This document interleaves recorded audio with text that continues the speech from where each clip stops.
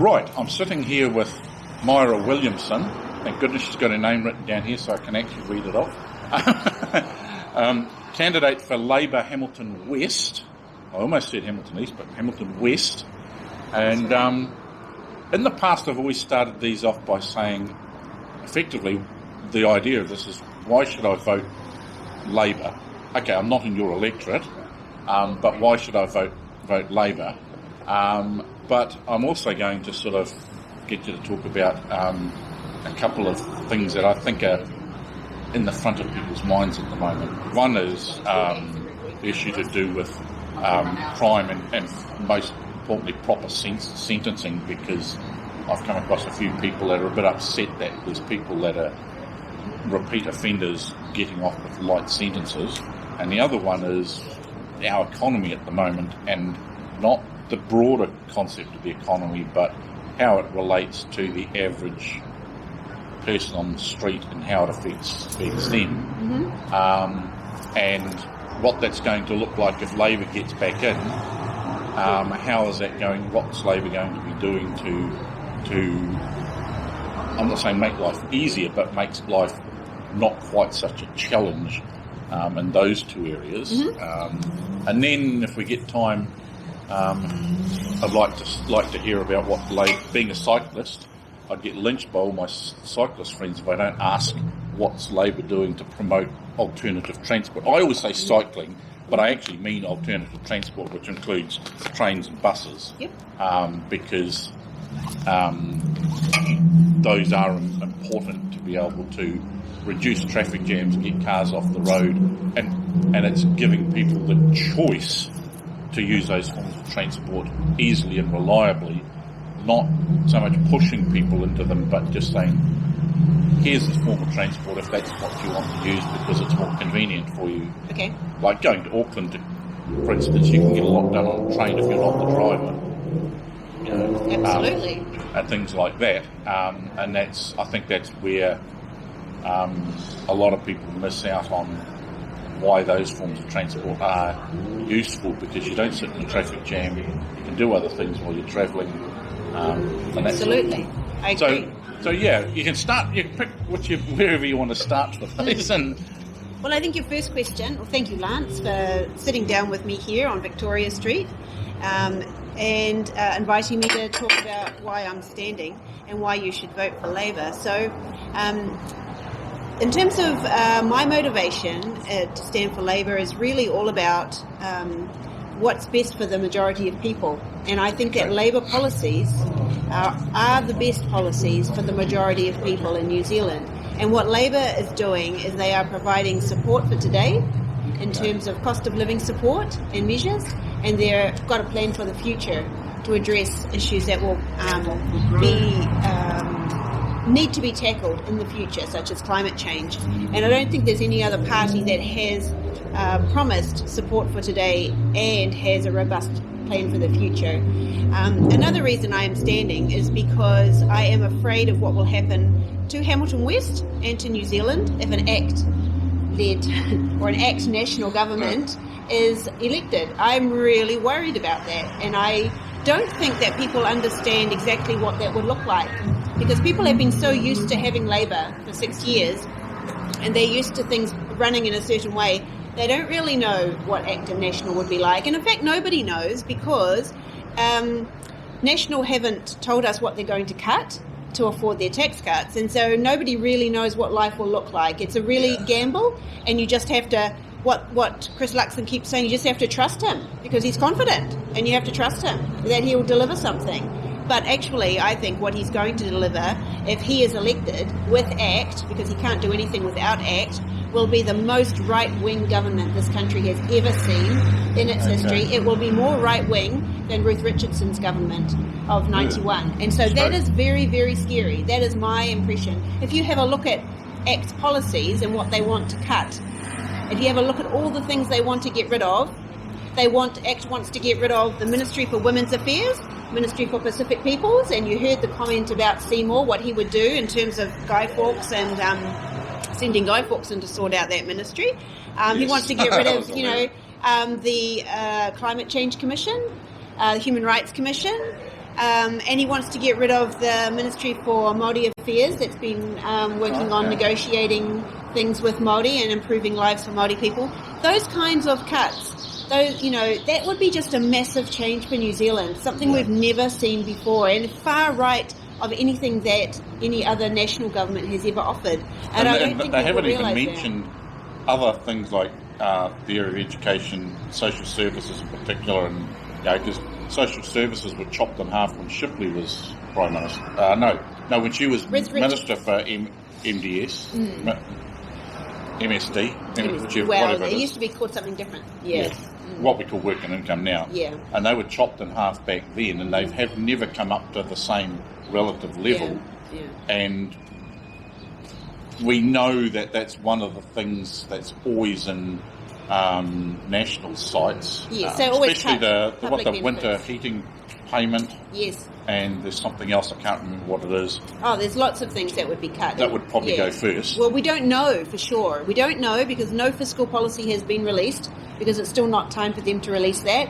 They're still talking about releasing that. So that's one of the motivations for me, is, to answer the first question about why I'm running. It's to try to protect the people of New Zealand from a very right-wing ACT national coalition, which I think would be very dangerous for New Zealand. Another reason is because I'm a local. I was born in Hamilton. I was born at Waikato Hospital. I went to Jameson Kindergarten, and then across the road to Forest Lake Primary School. Okay. And then Mairoa Intermediate, and then Fraser High. So I am a local, and I do believe that the people of Hamilton West deserve somebody who has lived and done the hard yards in the community here, lived here. I'm really not a big fan of the idea of somebody showing up for a by-election and promising to shift here if they win, but not if they don't. I don't really think that shows a long-term commitment to a region when you just show up suddenly and say, I will shift here if I win. For me, personally, that's a little bit opportunistic. I am from Hamilton West. I've lived here for a large part of my life. After I left Fraser, I went down to Otago University. I studied law and politics at Otago for 5 years, and I graduated with first-class honours in law and a BA in politics. I came back to Hamilton. I was admitted, I did legal professionals, which is a course you have to do to become a lawyer. I did profs up at the university, and then I got admitted to the bar in the Hamilton High Court, and I practiced law here as a lawyer at a local law firm just across from Garden Place. Okay. So I used to deal with a lot of, clients, customers who would walk in and need legal advice and not necessarily be able to pay. I also volunteered at Citizens Advice once every month or two, and so it's not like I've popped up just suddenly and said, I'd like to be the MP for Hamilton West. I'm actually really invested in this town. I've also I've had both of I have two boys who are 23 and 20, and they were both born at Waikato Hospital, and they went to the same kindergarten as me, and they went to Woodstock Primary. So and I did my master's here as well at the University of Waikato. I did a master's degree in law. I was also able to graduate with first-class honours, and I did a PhD, held a PhD in public international law.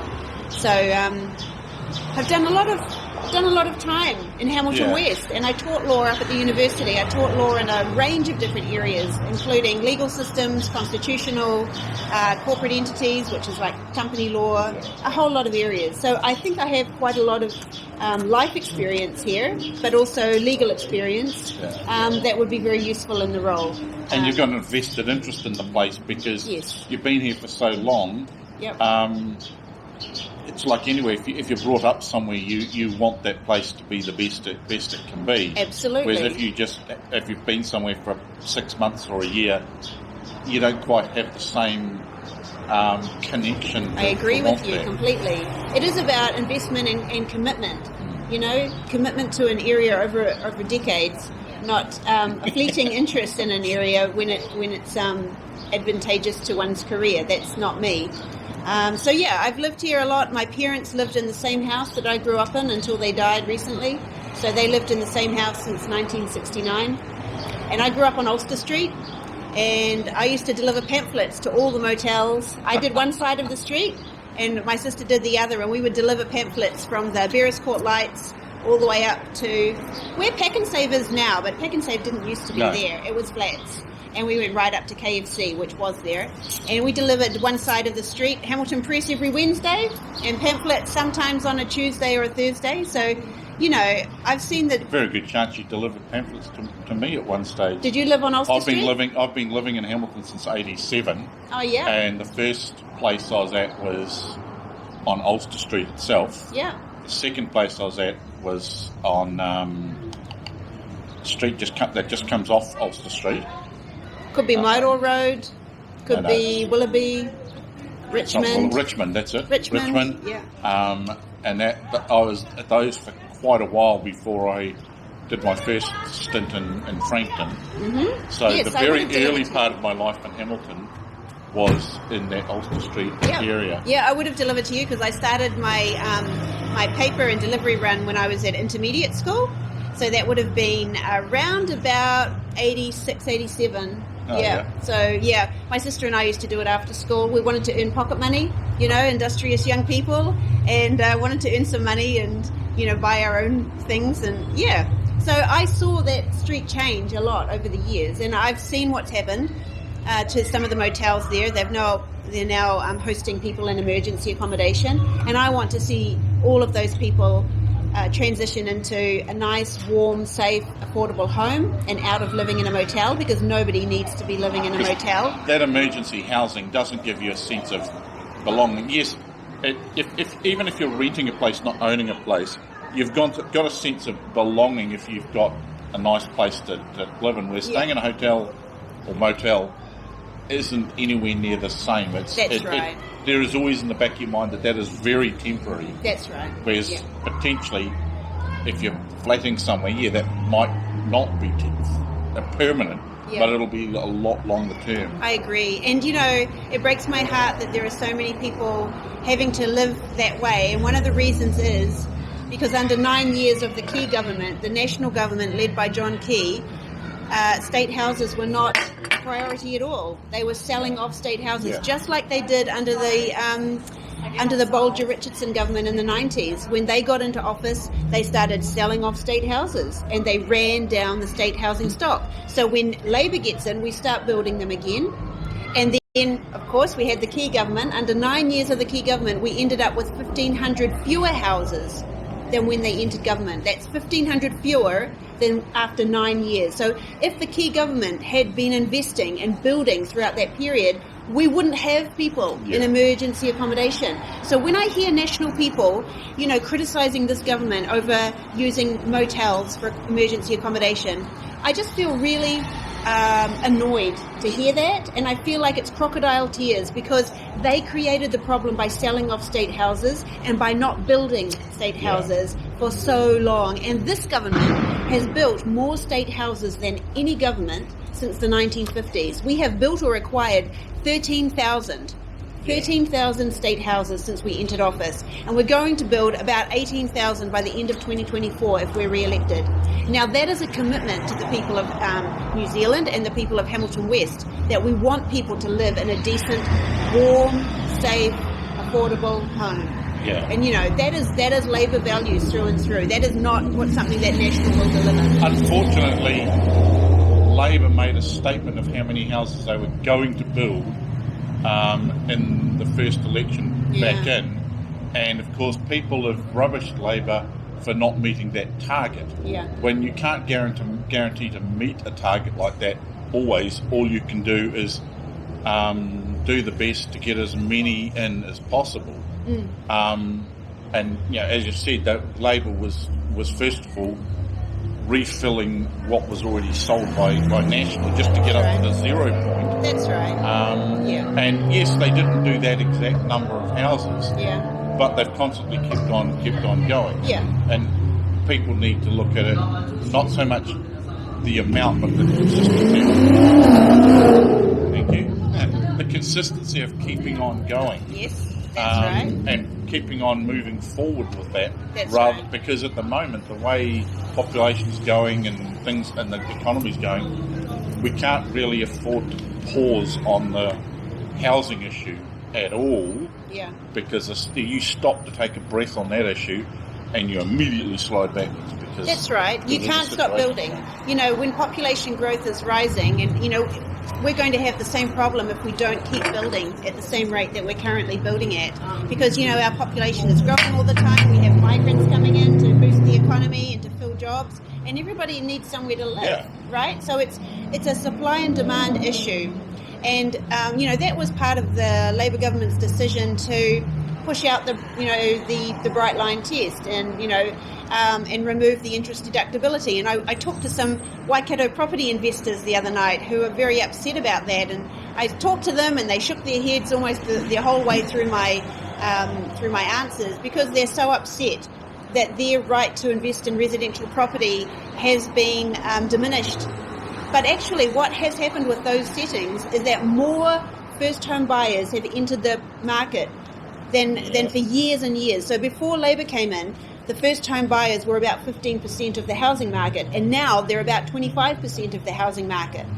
So that's excellent. Yeah. 25% of the housing market is now first home buyers, and that is what we want. We want people to own their own home and invest in and live in their community and feel secure in their house, right? That is what we want. And to do that, we have to keep building houses, and we have to keep incentives to build new houses, not incentives to just buy the existing stock and keep swapping it in between people and increasing the price as we do it. Buying and flipping houses that's not productivity. I'm not an economist, but that is not the definition of productivity. I remember or a housing solution. I remember hearing it because I got photographs of my parents building their home before I was born, right, down in Christchurch. Yep. And I got photographs of that being built because of some initiative the government had. I don't know the full details of it at the time, where not only did you get assisted in buying a home, but if you were going to build it from scratch, you got even more assistance. Yeah. And so they decided to build this home.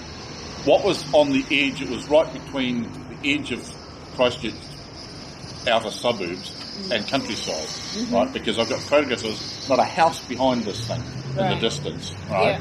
Yeah. Now, last time I was down there, it's quite a drive to get to the edge of Christchurch again. Yeah. And for instance, you're talking about increase in population, which we got to keep in mind. We're never going to have a decrease in population. That's right. Yeah. When one of the council elections, not the last one, I don't think, it might have been the last one, I can't remember. The council put out this fancy booklet with population and da-di-da-di-da. And I realised at that point that in the time I've been living in Hamilton, the population has doubled. Wow. Since 87 to when that election was, the population has doubled. Yeah. We're actually going I haven't noticed it because I've been here the whole time. And that's yes, right. For instance, where a friend of mine stayed with his sister back in the 80s was right on the edge of Flagstaff. The road ended at a farm gate. Yeah, I know. Right? Yeah. Now all that's housing. Yeah. Right. In fact, the road loops back round to another road. And we find, when we catch up to reminisce about university days, we find that amusing that a whole area that was paddocks is now housing. I remember that too. And the fact that the Flagstaff was always the edge of Hamilton. That's right. And the gap between the edge of Flagstaff and Ngārawahia was quite a distance. It was, yeah. Now it's quite a small distance. That's right. We're almost verging on being able to call Ngārawahia a suburb of Hamilton. They probably wouldn't want to be called that, but I do know what you mean. It's a very short drive. Yeah. Very short drive from the edge of, say, K Road out to the edge of, say, Horutu, Ngārawahia. It's very close. It's looking very much like places like Pukekohe relative to Auckland. Yeah. Mentally we think of Pukekohe as part of Auckland, but it's not. There's still quite a distance till you get to Auckland itself. Right. Well, Ngārawahia is a similar thing to us. We're edging closer, yeah. And Hamilton's expanding rapidly. I read something in the newspaper that we are going to overtake Wellington as the third largest city in New Zealand.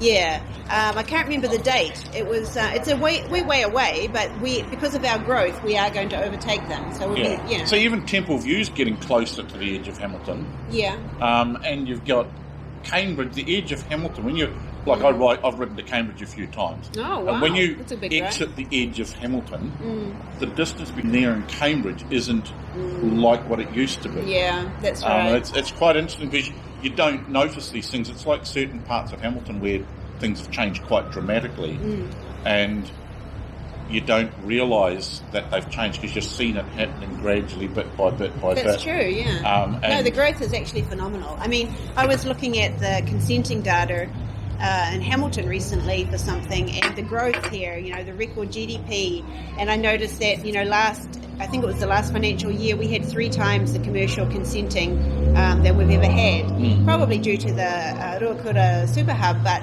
it's just a phenomenal growth in the city as a whole, because, you know, when you build something out there, you bring in, you know, hundreds of jobs, and the place is just, I mean, it's really going very well, and I mean, part of that is recognition from the government. This government has invested in Hamilton. This Labour government has invested in Hamilton. For example, the Infrastructure Acceleration Fund, which is a large fund, I think it's around about, I'm going to guess, but I think it's around about $1 billion, but about 150 million of that has gone to Hamilton, which is, Hamilton got a larger chunk of that Infrastructure Acceleration Fund than any other city. Yeah. And that is going to fund what you mentioned at the beginning. It's going to help fund a cycleway. It's going to help support infrastructure, and it's going to help support the building of around about 4,000 additional homes in the city, because of course to build homes you need infrastructure, and infrastructure is very expensive.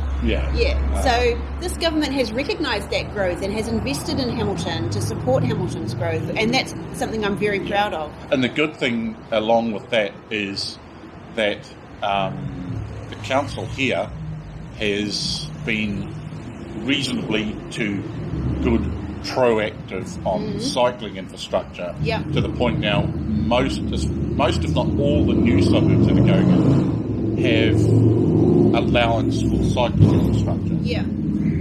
Yes, we understand. I belong to a number of cycling groups that are always badgering the council about these issues, and not afraid to point out where they've gone wrong or where something needs fixing or whatever. And we understand that certain areas are so old that you can't retrofit much to them. Like my own street, for instance, there is no way you could put a cycle lane on the street itself. You could probably widen the footpath, but it's a small side street, so it's not relevant anyway because it's quite quiet. But on the streets where it is important, things like Wairiri Drive, boundary roads on their list at some point, the whole Tennyson Street piece around the Claudelands they're redoing, so that when you go down Heafy Terrace, eventually you won't actually need to be on the road. You'll be what is now inside the park. It'll be a cycle lane down there, separated cycle lane. And because there's been an influx in people, ever since e-bikes came out, there's been an influx in cyclists, predominantly of an older age group, who probably hadn't been on a bike since they were at school, right? So it's a new concept, and they're not always that confident to ride in the traffic. I've been riding for so long, I don't even think about it, but I do have friends of mine who are uncomfortable riding in the traffic, especially on certain roads, and are very uncomfortable going around some roundabouts. And when I ride with them, I always have to plan a trip that avoids some of the big roundabouts, purely because they just don't feel comfortable going around the roundabout. Fair enough. So going Gordington, for instance, is one of the ones that's really cool, because you go underground. You go under the roundabout, so you come off, and there's one, Norton Road roundabout now. There's a couple of bits where you have to cross the streets that lead onto the roundabout, but you can get anywhere off that roundabout without actually having to go round the roundabout. Gordington one is one of the best ones, because if you're going from, say, Gordington into, say, Porritt Stadium, you don't even need, you just go underground and pop out the other side, and you're on the street that leads to... So that sort of planning and that sort of is really good. Yes, because it caters for those people who are apprehensive about riding on the roads. Absolutely, yeah. Then the next step is I attended a meeting with a group to do with trains. Well, I didn't know it was trains. It's sort of public transport, but predominantly trains. And one of their aims is to get a standardised system for card system for paying for trains, no matter whether you're in Auckland, Hamilton or Wellington or Christchurch, that also includes buses and ferries and things like this, and then work on adding light rail for different places, like between Tauranga and here and Gisborne and here and all these sorts of things. Yeah. Because of the fact, and that's, again, it comes back to this thing, it's not wanting to stop people using cars, it's just giving an option there for those people who go, I do not want to travel to Auckland and spend 2.5 hours at rush hour. I also don't want to leave at 5 o'clock in the morning to avoid the rush hour. Yeah. So I'll catch a train, Yep. go straight into Auckland, and then if I absolutely need, I'll use the bus system, but if I absolutely need to, I'll use an Uber to get around to different parts. Yeah. And that's a lot, could be a lot easier, and we're getting there, but I think it needs a bit more input from central government in standardising things, because I didn't know this, but apparently not all our trains in New Zealand are the same, and all our tracks. Wellington's cities is different than Auckland cities. So you can, Auckland City is compatible with the main trunk line, but the main trunk line, except for the entry into Wellington, the commuter trains aren't apparently compatible with the main trunk line.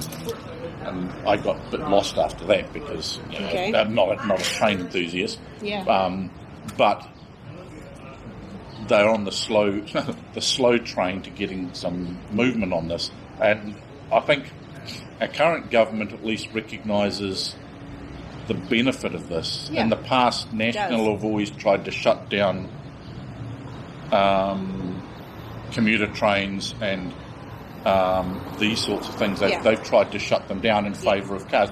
They will happily put in more and more roads, which take up more and more room and move less and less people. And it's not just an environmental issue. Yes, there is the thing about climate change and all that sort of carry on, which is fine. But it's not just about that. It's about, as our population moves, moving more people with less transport. It has to be the way to go. And this government has done a lot in that space. So a couple of things I'm really proud of is the support for public transport and the community connections program. So in this government has made public transport free for under 13-year-olds and half price for up to 25-year-olds. And that is one of our 9 pledges, to continue with that subsidised public transport. And what that means is that a lot of school kids go to school for free and come home for free on a bus.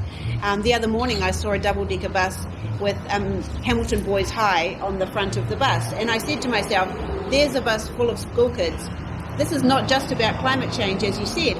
Every one of those kids would normally have been sitting probably in an individual car being driven the same distance, across the same roads, and that takes traffic off the roads for all the people who want to or have to use a car. So the Labour government's support for an investment in public transport is huge, and that is under threat with an ACT national government. I mean, the other thing is the support for Te Huia. The regional rail is a priority. It's one of our strategic priorities in the transport strategy that I was reading the other day online. So there's just a small group of strategic priorities, and one of them is regional rail. Oh, sound coming through? Bit of inner city vibe there, Lance. I wish they'd play decent music when they went past. It's going fast, so you didn't hear it for very long. But yeah, the support for regional rail is huge. I don't think that national supports Te Huia. I haven't seen anything that says that they would guarantee it continuing. But Labour continues to support regional rail because, as you say, it takes people off roads and it gives an option where you can work, you can get to Auckland, you can work on the way, you can work on the way back. And then there are other things that we've done in the transport space, and in particular, I would point to the rebate scheme. For clean cars, clean car rebate. Now we have got, I think it's the fastest uptake of electric vehicles in the world as a result. It's either the fastest or the second fastest uptake in the world of electronic vehicles because of the government changing the settings and offering the rebate on electric vehicles. Again, you're going to have people who vote ACT and National, or even who stand for ACT and National, who've benefited from that scheme and bought, their electric vehicles, and then probably won't support continuing it. And that is the kind of thing. It's like politicians that have benefited from assistance for solo mums and others getting into education and then pull the ladder up after them. Yeah, one doesn't want to do that. And I think that the settings that we've had in that space have actually encouraged people to buy electric vehicles, give it a try, and everybody who tries them, doesn't go back to petrol vehicles. So if you want to transition us to a clean, green economy and fewer emissions, the government has to signal which way we're going. It has to lead the way. And those kinds of programs, the public transport subsidy, the investment in the electric vehicles, the investment in regional rail, that is the government showing the way for people and saying, here is another option, let's take this option. And I'm really proud of that. And from the perspective of someone who's effectively made the choice not to get a driver's license and drive a car. Oh, right. It started off at the top of my list when I was 15. Yeah. And then for various reasons it moved down the list until it's still technically on my list. It's just probably the very, very last thing on my list. So you've never driven a car? Never driven. All I've done is move my father's car on his front lawn when I've been mowing his lawn, move it backwards and forwards, and that's it. Except for around 15, when going to golf, Dad would have me drive sometimes to golf because there was this theory I was going to get my driver's license. But between junior golf and tramping and stuff like this, where I was always me and mates were always getting dropped off somewhere, the enthusiasm didn't quite have the same pace as other people, and I just never got round to it. And then I lived in Wellington for a while, no real need for it down there, and I wasn't going to be buying a car and paying to store it somewhere anyway. And over time, and I got used to using their public transport system. So from the perspective of someone who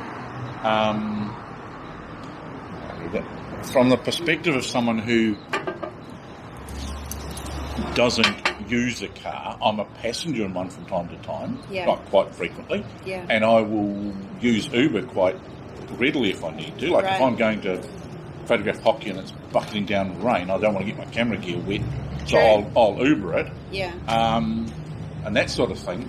The public transport going out of Hamilton and being able to use that in a way that better suits what I want to do. For instance, just going to Auckland or going to Tauranga. As that develops, we've got to keep that in mind, because there are more and more people that are making the choice to either not get a license or to get a license but never actually own a car.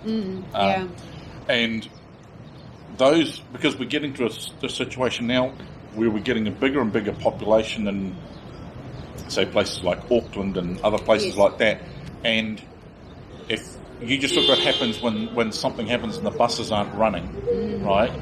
And the problems that causes, because you're moving a large number of people, even with the limited public transport we've got, you're still moving a large number of people in an area that, if you put all them back on the road in cars, people would have to write off 3 or 4 hours just to get to work sometimes. Right. I mean, a lot of national strategy seems to be based on just building more roads, which is it's a bit short term, because we've seen from overseas that when you build more roads, it just means that they fill up with more cars. So roads are always going to be important, but we do have to lead the way in encouraging people to think about and provide ways to get around. So one of the without things is, using a car, if possible. If you build more roads or bigger roads, I mean, like when I say more roads, I mean where there's already roads. So you're just basically widening them to allow more cars to go through. You are reducing farmland and reducing housing. That's right. So you've got, for instance, you can't widen Victoria Street without knocking down some buildings. So this is as wide. It's sort of taking priorities, isn't it? It's priorities, because there's no infinite supply of land, and there's no infinite supply of money, and then we've got the carbon emissions problem on top of that. So it's about priorities, and I think that Labor has got its priorities in the right place, and I don't agree that National and ACT have got their priorities in the right place. So and I think another commitment to that from Labor has been in terms of the Ruakura Super Hub. So I was out there the other day when the Prime Minister came to town, and they are going to be taking the equivalent of thousands of vehicles off the road by moving freight by rail in and out of the Ruakura Super Hub. And the government invested in that too. I think Grant Robertson said the government put in $56 million to make sure that project got off the ground. And that again is another commitment to the financial growth of Hamilton, but also to better ways of moving goods around, you know, if we're going to be out of trucks and onto rail. Because if we're going to be the third largest city in the country, right, that means we're going to have a lot of goods and services being distributed in the Hamilton and Greater Waikato area. Yep. Now, a lot of golden those triangle. They call it a golden triangle. A lot of those goods come in from either Auckland, Tauranga. and I know New Zealand Post have trucks that go between Hamilton and Wellington, right? But that's by truck, passes by truck, yeah. right? Now, if a lot of that can be moved onto rail, that's a bunch of trucks that are... So the trucks just are in the local area rather than the trip between Hamilton and Auckland, for instance. And that's also good for our roads as well, because heavier trucks cause more damage to roads. And well, cyclists don't. Yeah, that's right. And so when you get heavy trucks off the road and you get it onto rail, you're saving money in road maintenance, and you're saving money in terms of having to pay the costs of truck transport with petrol, and you're also saving on carbon emissions. It's sort of like a win-win-win situation. There's really no downside to it. And again, it comes back to that thing of putting something in place that people can choose to use, and so the people left on the road are the ones that choose to drive, or for some reason have to because of what they're doing. There always will be. There always will be a place. For our lifetimes and our grandchildren's lifetimes, roads are always going to have a place. But, we can't just stop and just say, let's just build more and more and more roads and invest all of our, sort of money in that direction. And there are more and more people saying we want alternative transport because there are car drivers out there who are saying they don't want to be in a car for long trips where they don't really need the car at the end of the trip. Right. Like going to Central Auckland, for instance, from Hamilton, and it's like, well, I've got to drive the car there. All I can do while I'm on the road is driving the car. That's when I get there, I've then got to pay anything up to $24 to park it for a day. That's right, and this sort of thing. You just want to get there. And look at you, when you turned up here looking for a parking space, my transport is parked, 5 metres from us. And you had to drive off and... Yes, I had to make a loop around to find a parking spot. And a number of times I've waved at people who are meeting me here as they drive past on Victoria Street looking for a park. Because it's very rare to find one there's not a lot of parking on the main street, it's true. And ours is not bad. You do that in Auckland. I've been with friends of mine when I've gone up to Auckland in their car with them, and because I'm a cyclist and used to parking near where I want to go, I always find it a little bit confusing when we park miles away from somewhere, and even in a parking building, and it's like, hang on, but we're going to there and we're parked over here, and the mate goes, we're in a bleeding car, we can't park any closer. And I go, oh right, Yeah, you're absolutely right. I think transport is a major issue in this election. This government has invested more in roading, actually, than any other government. It's not that we're against roads. Our roading budget is higher than the national government's roading budget.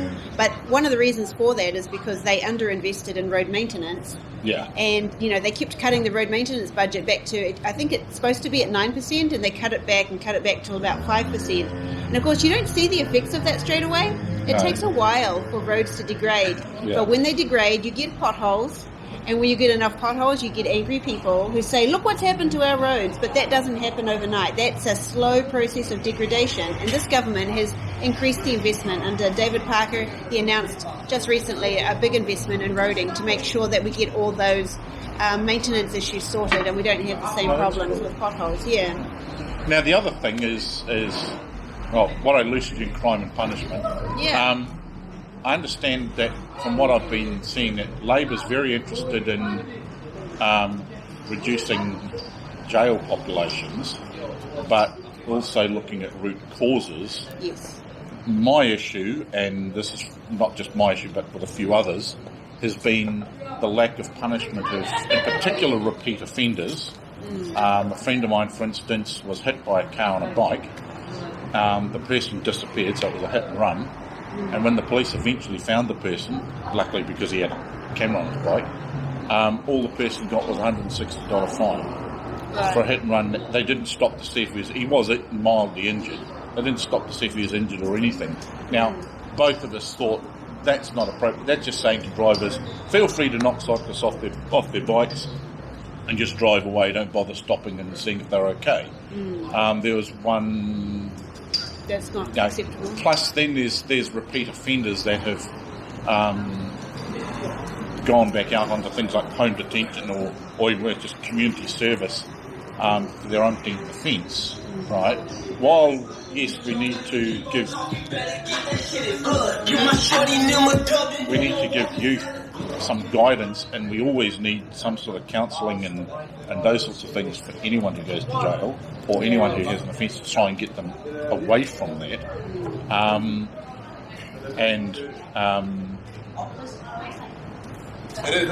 A youth offender who's a first offender, jail's not necessarily going to be the ideal environment. No. But there is that point where, as the victim, you want to see someone punished for their crime, especially if it's a repeat offender. I agree. So where's Labor's actual stance on dealing with that? Because it's really hard to get any sort of comment out of either National or Labor on, are they going to start looking at doing punishments that fit the crime? I'm all for helping people not be criminals and dealing with the root causes like poverty and things like this. But for those people who do a murder or rape or a sexual assault or things like this, and especially the ones that do it, repeat offenders or ram raiders that are just, that's their life and they just keep doing it, what's the point of putting them on community service again and again and again while they're still able to go out and in some cases while on community service go and do another ram raid and get just more community service? Yeah, you've raised a good point. I mean, crime is certainly an issue, especially brazen crime. The ram raiding type crime is an issue at the moment. But this government is hard on crime and smart on crime. So it's not soft on crime. That's a myth that National would like everybody to believe. The Minister of Police, Ginny Anderson, has taken a number of measures and put in place a number of measures to crack down, especially on youth crime and ram raiding. So we have done a whole lot of different things, but including increasing, there's a bill that will increase sentencing and make it an aggravating factor in sentencing if an adult is encouraging a child to commit a crime, which is actually what is happening with the ram raiding, as far as I'm aware. It's adults encouraging children. And a certain amount of shoplifting as well. Yeah, and they're also, this government has proposed to make it an aggravating factor in sentencing if somebody posts their offending online. So a lot of the ram raiding is done because of notoriety and a desire to post their video online and be, will that also include assaults? I don't know if it includes assaults or not, but I think it's about sentencing, because you mentioned, what are you doing about sentencing? It's about changing the sentencing and increasing the ability for judges to hand down a tougher sentence when these aggravating factors are present, like when adults encourage children to offend, when offenders post their offending online. And actually that will have an effect. Ram raiding is not going to be something that's around forever. It is a phenomenon that has become a problem lately, but the police are getting on top of it. This government is getting on top of it. In terms of punishing people, that is part of it, but also we're making shops safer by funding the installation of, security measures in stores. So, the likes of fog cannons being installed, security cameras and bollards and so forth. So that's part of it. And then also there's the issue around, as you said, the wraparound services for young people. I heard a statistic that around 90% of those youth committing ram raids have come from a house where either one parent is either in jail or has been in jail. So and crime is accepted as a way of life. That's right. And so what we're trying to do is to think smarter about crime. You can't just go harder on somebody in that situation, because that won't actually fix the problem. You have to be smarter. And so this government has partnered with, for example, the City Council to set up wraparound services like the Kirikiri Family Services Trust on Norton Road. Have set up a facility where they can support young people who are at risk or who have committed some kind of offending, and put in place more support for them, and try to get them on a different trajectory before they go too far down the line, and get some counselling and get some support in the community for them. And this government has also partnered with the City Council in supporting youth initiatives. Like I went to Zeal, which is just down there on Wood Street, and they have like an after-school youth program, and they make, they have hot dinners for youth and so forth, giving youth somewhere to hang out, which doesn't involve sort of being at a loose end. I was skateboarding coming through. I went for a ride along with the police blue light on one of their events where they took a bunch of kids for a ride down the river to paintballing place just on the edge of just past St Andrew's golf course. Yeah. And I just take them for a ride on e-bikes. Yeah. Sponsored by the shop just down here. No, by the bike shop. Oh, by the bike shop. Okay. It's the one where I got my bike from, which is how I ended up knowing this even existed. And then they did paintball. Oh yeah. And I photographed the ride and the paintballing Cool. and this thing. And it was quite good because they were at various different levels of. It was effectively a success at the end of a program, and talking to these kids, found out that some of them had made quite a bit of progress. Their attitude had changed a little bit. Some more than others. Yeah. Some still needed a bit of fine tuning. Right. But I've always thought that anyone who gets, especially if they're locked up, but if they're in any sort of sentence in a community service, or depends mostly on the crime as well, some sort of counselling needs to happen. For instance, if someone's a repeat drink driver or speeder or whatever, there needs to be something in place to help them get over that and give them the tools they need to deal with it. And absolutely. Because especially if you're not in an environment that's conducive to that change, if you're now removed from that environment for a period of time and you get a chance to make change, because half the time, if you're brought up in a family that accepts crime as a way of life and you're committing crime, you're not going to go the opposite way. So you need an intervention of some kind, right? You have to have an intervention to break that cycle. Yeah, it's very much like if you grow up in a family full of musicians, there's a very good chance you're going to be a musician. Yeah, if they're full of accountants, and it's just because that's what you're used to seeing. And absolutely. I've heard of a few people who've gone the exact opposite way to the normal job track for their family. Yeah, and they've said it was felt a bit weird to start with. Yeah. Because they've gone so different. Yeah. Like guys. Environment is really important. Everyone in his family, including brothers, were either lawyers or accountants, and he wanted to become a builder. Right. That was what interested him. No one stopped him from doing it. Yeah. But you feel a bit weird when you're the only blue-collar worker in the entire family. I totally understand what you're saying. The same must happen with crime. I've talked to a few people who crime, or the attitude of crime, is normalised. Yeah. It's like driving a car is normalised in this country. Yeah. Some of these things are normalised, and to change, one needs the opportunity and the mechanism to change. People have capacity for change, though. At least knowing that you can change. You don't have to do that all the time. Yeah. I talked to somebody this morning, actually. I was at the Frankton Markets, and I talked to somebody who had spent many years in prison. And now he is living a different life. He's got a different perspective on life, and he's just a lovely, warm person. And he recognises that he did the crime and he did the time, and he's on a different path now. Yeah. People can change, but you do have to take them out of whatever environment they're in, and you've got to provide some some alternatives for them. And you also have to provide them with support, like a decent house to live in and, some work. I mean, in this government, we've had record low unemployment. For 8 quarters, it's been under 4%. Oh, okay. Yeah, that's only happened once before, since New Zealand has been tracking these figures. And having record low unemployment means that, more people have got a job. When you've got a job, you've got a stake in your community. Yeah. You've got something to get up for each day and contribute. And I think that's something that can't be sort of underestimated either. Having, having a job and also being respected, because when you're in a workplace, you get that respect of your colleagues and you feel like you're doing something and contributing. And this government has really committed to that. We've invested heavily in the trades and apprenticeships.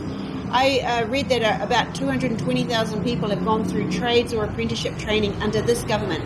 And that is actually one of our pledges. One of Chris Hipkins, he's put out a pledge card, which looks like this. And one of the pledges, right down at the bottom here, is make apprenticeship boost permanent. So we invested in the apprenticeship boost program to get people into apprenticeships, to give them a career. And businesses who take on apprentices will receive $500 per month for 2 years, and this will become permanent under a re-elected Labour government. And that's really important because not everybody is suited for university. No. And when you're in school, in my day at school, it was either university or you go to work. It was kind of that dichotomy. Yeah, I remember. But now it's not like that anymore. I remember when I was first into the workforce, it was normal to look at something that involved an apprenticeship, and it was very easy to do that. Yeah. Where I grew up, you wanted to become a builder, so you just did the rounds of the building firms. Yeah. You told them you wanted to be an apprentice. Yeah. And then once you found one that did it, sweet, done. Right. And it was very much more on the job apprenticeship than Polytech type setup. But still, it was normal. No one thought it strange that, you want to become an apprentice builder or a plumber or whatever it happens to be. In fact, I, a while back, met someone who was an electrician who apprenticed under someone my father worked beside. Right. And the power board. Okay. Which was interesting. Mm-hmm. And that sort of supporting those again, because we're always going to need trades. Absolutely, we need trades, and we want people to see that as a viable career path. I mean, if we're going to keep on building houses, we need a lot of tradespeople. If we're going to build roads, we need tradespeople. You need tradespeople in New Zealand, and we need the government to be re-elected so it can continue to support the Apprenticeship Boost program. There is something we haven't talked about. There's a couple of things we haven't talked about. I don't know how long your video is going to be, but we haven't talked about support for renters. I'm a renter. I'm a long-term renter. And this government has provided a lot of protection to renters. We have 1.4 million renters in New Zealand, and a lot of them live in Hamilton. And I'm really concerned about a National Act government rolling back the protections for renters. I'll give you a few examples. This government stopped landlords from increasing rent as often as they wanted to. So now it's 12 months. You can't increase the rent. That's a game changer for people like me. They stopped letting fees. So I don't know how many times I've shifted house over the years. It's definitely in the, They stopped that just after my last shift. Well, if you shift again, you won't pay a letting fee. A lot of people don't know that. When I'm out door knocking and I talk to renters, a lot of them don't realise that was a Labour policy to get rid of letting fees. I was a bit lucky at the time because I was in a situation where just timing, I was able to wrangle a almost zero letting fee, just a token letting fee out of them. And so that's pretty unusual, Lance. Yeah, but that's unusual. With the competition for houses, if they could charge a letting fee again, they will charge a letting fee again because it's just like a little bonus that property managers put in there for themselves. And another thing which is super important for renters is no-fault evictions. This government got rid of them. So you can get rid of a renter quite easily, but at least there has to be a reason. National wants to bring back no-fault evictions. So you can just tell your tenant, you have notice you need to leave without any reason. National wants to bring that back. It's promising to bring it back. I talked to a room of property investors the other night, and they're very excited about having that back. They are very, very keen. Surprise, surprise. Yes, the whole room was... I even had people booing me, and I had people talking over me at one point when they didn't like what I was saying. We need a Labour government to protect renters, whether they're students or regular families or older people who can't afford a house. We need a Labour government to protect renters. Because the only reason I shifted in the last 2 shifts I've done is, and what, 1, 2, yeah, 2. Because the 2 places before where I'm at the moment, I was in for about 12 or 13 years. Oh, the wow. only reason I shifted was because they decided to renovate them completely. And yes, they could have done it differently. They could have done them basically as people left. And one of them I can understand because he wanted to renovate the whole lot. Yeah. And he tried to turn 1-bedroom units into 2-bedroom units. And personally, I think they're rubbish because I got to look inside one of them due to someone I knew actually living in one for a while. Not complete accident.